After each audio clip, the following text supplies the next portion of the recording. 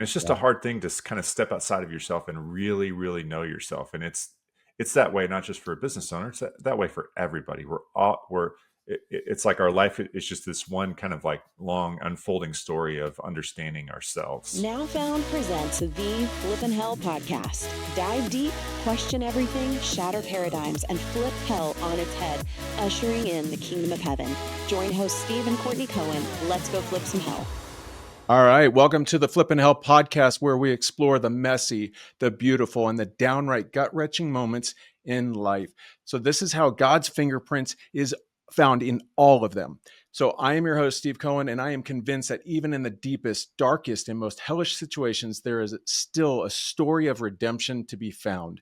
Here at Flippin' Hell, we believe that even in the fire, the chaos, and even when hope flickers, God is still there. And it's when those flickering flames ignite into something absolutely extraordinary that something beautiful happens. We see hell flipped on its head. And speaking of extraordinary, often business owners find themselves in a hellish situation, feeling overwhelmed, searching for a sense of freedom. And today we're embarking on a journey of elevation with Simon Trask. He's the author of Profit Hiker and the 11 Trails to Gaining Lasting Elevation in Your Business. He's not just an author, though. He's also a seasoned entrepreneur, a mentor, and a passionate advocate for the heart of the soul of our communities and small businesses. So get ready to ditch the flatlands and start climbing with us today. So Simon, we always start off with a flippin' hell story where hell on earth was actually happening here and how God redeemed that. Do you have your story ready for us? Yeah. So, some of your other episodes, people have some pretty wild stories, and mine is probably a little more kind of an everyman story. So, I felt like God had put on our heart pretty clearly, my wife and I and our family, we were to build something, and that took shape and became more clear over time. This is over a period of a couple of years, where that ended up being foster teens who were aging out of the system. And I Mm. felt like it was pretty clear. It was like, a plot of land, tiny home village, and this felt like the most plain assignment that I've ever been given. And so we went all in, and we sold our house, and then everything hit the brakes. I mean, we were in a contract, and it was like, okay, every door shut. I'll put it that way. Every single door shut, and it was Mm. like, what are we doing? And everybody's asking us, what are we doing? And so we scrambled to find a place to rent, and and we were in this year long. Okay, what the heck? I mean, I felt like I was on track. I felt like I was on fire. I felt like I had wind in my sails and rah support from friends and family, and meeting people in the space. I didn't know anything about the foster world, and then just everything just came to a screeching halt. And that kind of that was the timing of it too, was like leading into the school year, so going into winter, and it was like kind of dark, man. It was this weird season of just spiritual discontent and waiting. And then I was connected in a matter of a couple days, in a way that only God can do, with an organization that is basically, when I met with the director, he goes, yeah, we've got a plot of land, 5 acres in the next town over, and we're building a pocket neighborhood. And then in his words, and as soon as we get some land in your town, we're going to do it there too. And invited me to jump on board. And so that was the, hell flipping on its head. It was like this discontent, and I feel like I missed the mark.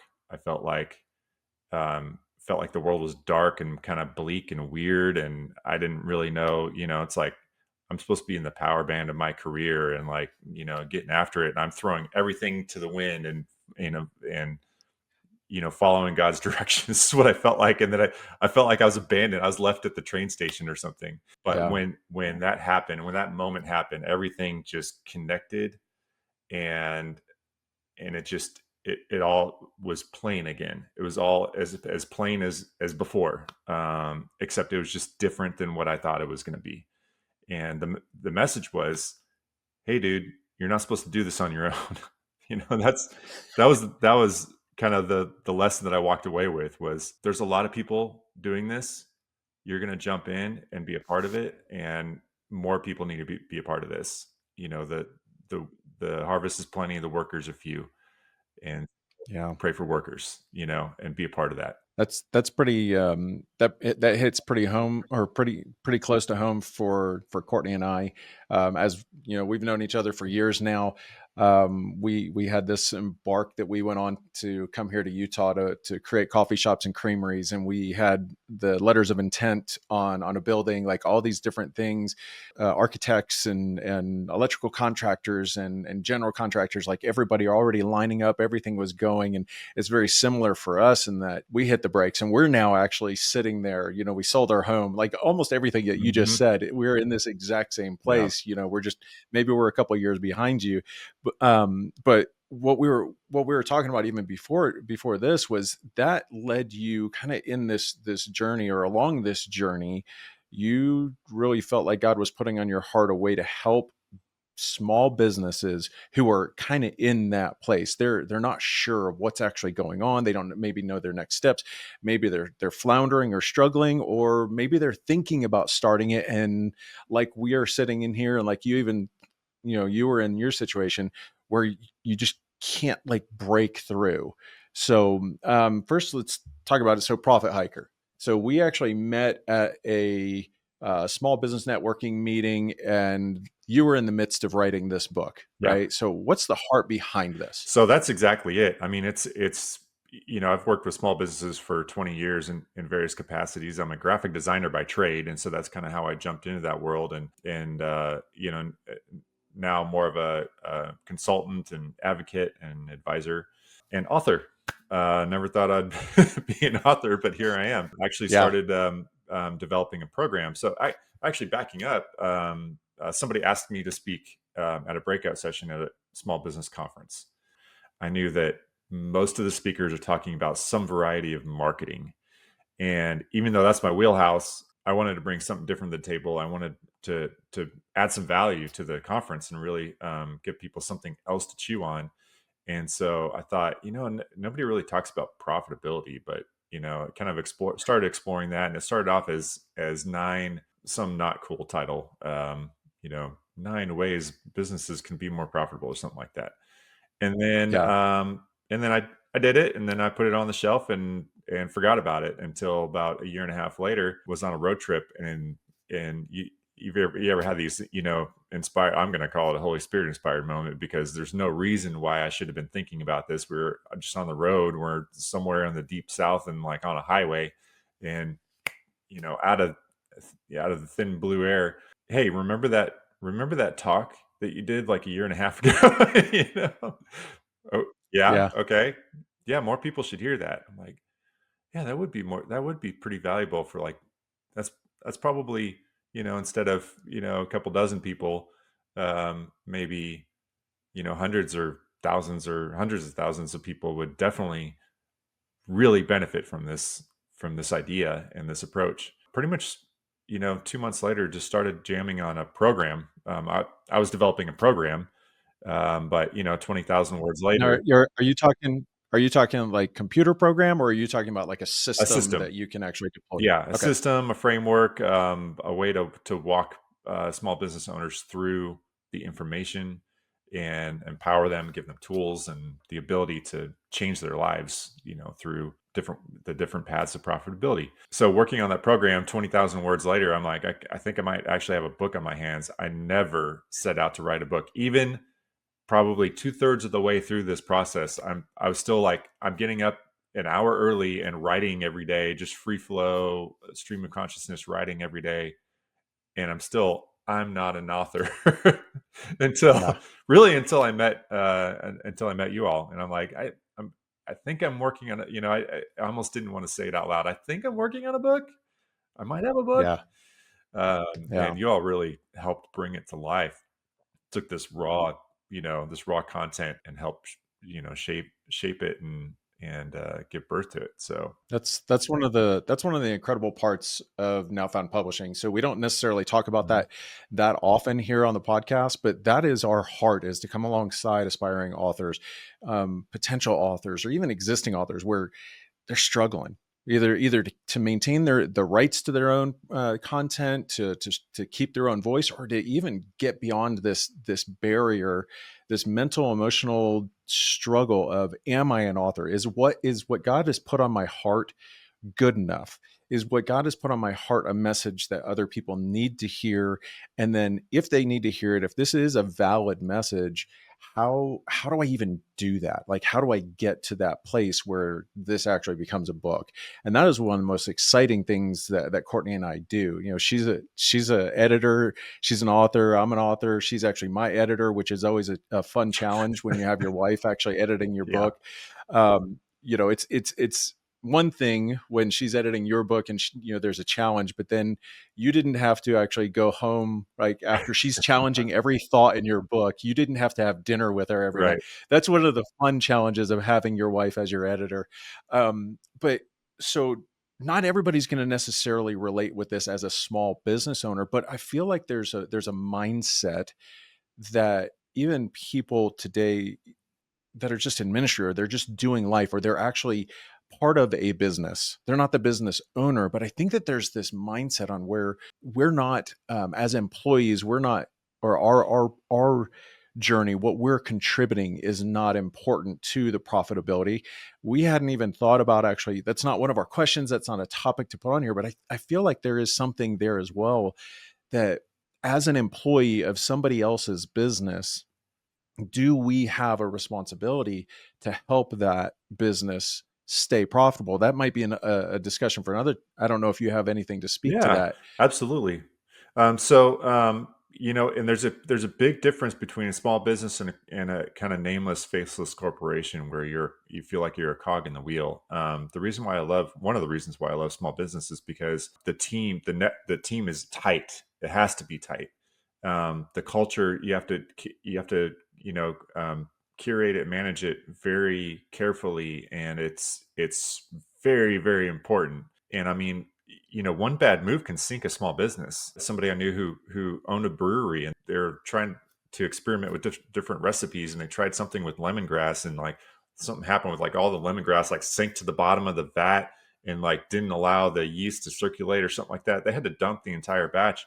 And I mean, it took them like 4 months to recover financially from that. Yeah. So things like that just really, really matter. And and to be able to provide a place for people to work like that, and to enjoy life and enjoy themselves and find purpose in their business, it takes profitability. Otherwise, that just doesn't happen, and those businesses go away. So often we see in society today, right now, that everybody's afraid of profit. Everybody wants everything cheaper. We're in the world of Amazon, where everything has to be cheap, cheap, cheap, delivered today for Hmm. free, right? And what we don't realize is that when it's cheap, cheap, cheap, delivered today for free, that means that people aren't being supported. Small businesses aren't being Yeah. supported.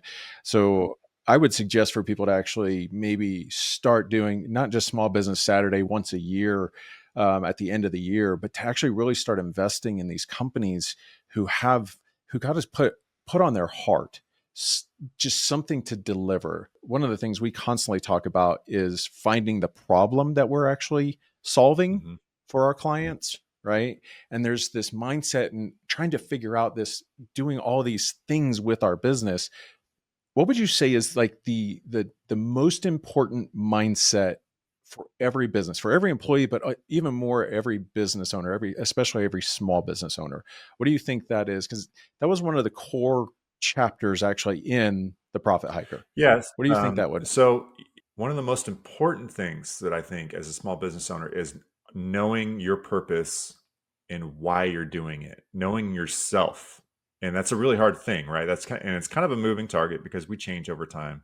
And it's just a Yeah, hard thing to kind of step outside of yourself and really, really know yourself. And it's that way, not just for a business owner. It's that way for everybody. It's like our life is just this one kind of like long unfolding story of understanding ourselves truly, and not the yeah. lies that we tell ourselves on a daily basis, but what we're really, really doing and why we're doing it. That is one of the most valuable things you can do as a small business owner, is understand your true purpose and why you're doing everything. Because when you know why you're doing it, I mean, you've got a reason to wake up every morning. You've got a reason to deal with crazy employees or no call, no shows, or your main supplier just goes out of business one day. I mean, that happened to me. Things like that just all the wild kind of rodeo challenges that business owners face. You can face all of those firmly, strongly, with a strong backbone when you know why you're doing it in the first place. When you lose your purpose, man, it's like you're just a ship at sea with no sails up and no rudder, and you're going where everything pushes you, and that's no place to be. No, that ends up being a huge Hmm. challenge. If you find yourself, I mean, using that kind of the ship analogy, if you end up out in the middle of the sea and you're far from where you're supposed to be, how in the world do you actually get back? That's kind of that hellish place that so many business owners actually Yeah. find themselves. Um, so that being said, would you say that everybody can start their own business, or do you think that there's actually some key characteristics or qualities for people who are going to do this, who are going to actually lead a business, who are going to go start a business, who are going to be responsible for the well-being of employees and others, and taking responsibility for those? What are some of those key characteristics that you typically find in successful or thriving small business owners? Well, I think the first one is commitment. And the way that I put it in the book is that, commitment is a promise made and a promise kept from yourself to yourself. Mm. And that's really what it is. If you don't have that, then it's doomed. It's just a matter of when. And it Yeah. doesn't matter how big or small your business is. It doesn't matter how big or small your dreams are. If you don't have that level of commitment of willing to put up with all the nonsense and all the heartache and the troubles and pains, it's hard. It's I didn't realize when I was, back in the before times when I was just an employee, how easy I had it. I thought I was working hard. No way. I mean, I show up Yeah. and then I go home, and all the work stuff just disappears, and I mean, business owners, they know that that's not the case, man. It's what keeps you up at night. And so having that commitment, that marriage level commitment of, standing up and declaring, I am not going to let this go no matter what happens, no matter what troubles we cross. This is the road Yeah. I'm on. It's a decision made, and I'm sticking with it. So when we start coming across those challenges, how is it that, and maybe you can kind of help walk through, because we're in a Christian realm, right? We're Holy Spirit led. We desire to honor God and all the things that we're doing. How do we know the difference between God closing a door that we shouldn't try to continue to open, and just coming across struggles and barriers and things that we need to actually figure out how to get past? I mean, you talked about all the doors were closed, right? Hmm. It just felt like something happened and nothing you could do pushing forward could break through. So how do we know as business owners, because we're talking about how hard it is sometimes, that we're not going to, you just said, we're not going to let go of something. How do we know the difference, like where it's God and where it's just a Hmm. challenge? That's good. I think it's the difference between viewing yourself as owner versus manager. Because if the business is Mm, mine, then it's my will and it's my kingdom I'm building. But if I'm the manager of it, then God owns it, and it's furthering his kingdom. And so, I mean, you definitely have to have an open channel and you have to have open hands. And, what would you do if you were the manager and somebody else was the owner, and you were accountable to how well you were doing and all the people in your care were doing to the owner. But the owner calls the shots, and the owner puts you on a heading and says, we're going this direction. And so, yeah. I think you just have to treat your business that way, and put it in God's hands. And I mean, in many ways, there's a lot of relief in that. Sometimes there's a lot of mystery in that, because it's like, sometimes like in that season where I felt like the owner was kind of hard to get a hold of, you know, I've come to, that's probably one of my biggest transformations in mindset, in business and life, is just this manager mindset. There's a little book called The Treasure Principle, and it talks about that. It talks about generosity, and it says, think of your generosity in your finances, as God's investment in you, and you are the investment manager. So how much does the investment Mm. manager pay themselves? And it just it flips the whole thing on its head, right? Where I really am just, I'm here for a while. The land that I'm sitting on was here a lot longer than I've been here, and it'll probably be here when I'm gone. And this house that I'm in, was built before I was born. All odds, Lord willing, this house, I'll take care of it the best I can. It'll be here when I'm gone. And so I'm on paper, in man's terms, I'm the owner of this house, but in God's eyes, I'm the manager of this house. And the same thing with my children. I've started praying about our children. God, help me with Yeah. our children. Yeah. Not my kids, our kids. Yeah. Yeah, they're his kids, Yeah. right? There's a weird transition because our oldest is now 18. There's a weird transition where um, we start looking at, and then it actually just happened a few weeks ago, is where my son actually stood up to me and he challenged something. We were all going out as a family doing something that was on the calendar, but he was tired and it was his day and he needed rest. And he actually stood up and he's like, "No, I'm not going today Whew. with the family." And bro, I'm gonna tell you, there was this thing inside of me that it riled Yeah. up. But as we were driving, we were actually going to Antelope Island up here in Salt Lake. And as I'm driving for 45 minutes, God challenged me and goes, "Okay, so is this your son Mm, or is this my son? mm. I'm calling him into manhood, and I need you to start respecting him and treating him like your brother, not just your son." Oof. And man, like that, I think that same mentality as when we take that as managers, that mindset of as business owners, that we need to stop looking at our employees as Yeah. employees, right?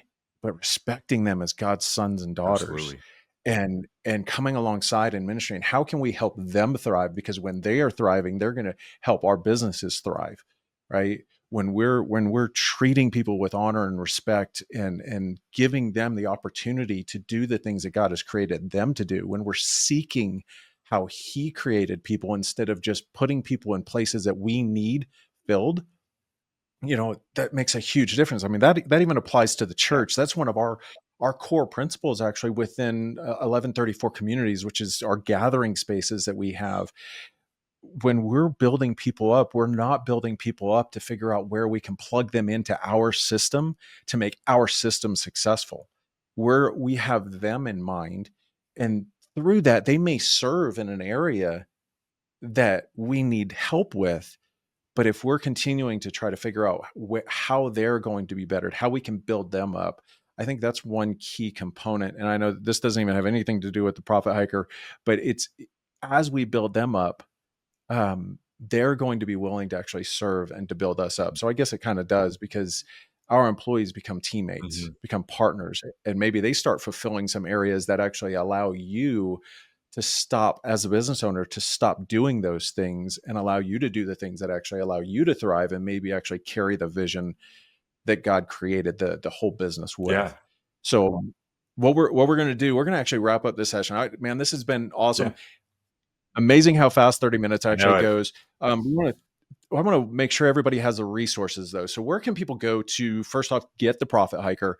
Again, incredible book, awesome 11 ways. We're going to actually talk about some of the trails Mhm. in the book, because there's a reason why it's called the Profit Hiker. It's talking about elevating your business. It's talking about trails that actually go up a mountain to elevate and escalate your business. But where can we get the Profit Hiker? Online retailers, Amazon, Barnes and Noble, Nook and Kindle, if you're that type. I know my wife is an e-reader and she loves that and I can't stand it, but everyone has their own way. I'm a Yep. ink and paper guy, but I grew up in a print shop, so that's the way it is. Audible. Yeah. And then on the program, profithiker.com. Awesome. Awesome. So we're going to wrap it up today, but we're going to come back here, have another episode. We're going to really start diving into some of the trails, some of the ways that we actually do these, some of the principles, the specifics of running a business, how we can make these more profitable, but it's not just for business owners. So we're going to continue to dive into really what God's doing in our lives. Don't miss out on this next episode. You can find our resources. If you want to support our ministry, go to nowfound.org. And we want to just let you know, as the shirt says, you are never too lost to be found. Thanks a lot. God bless.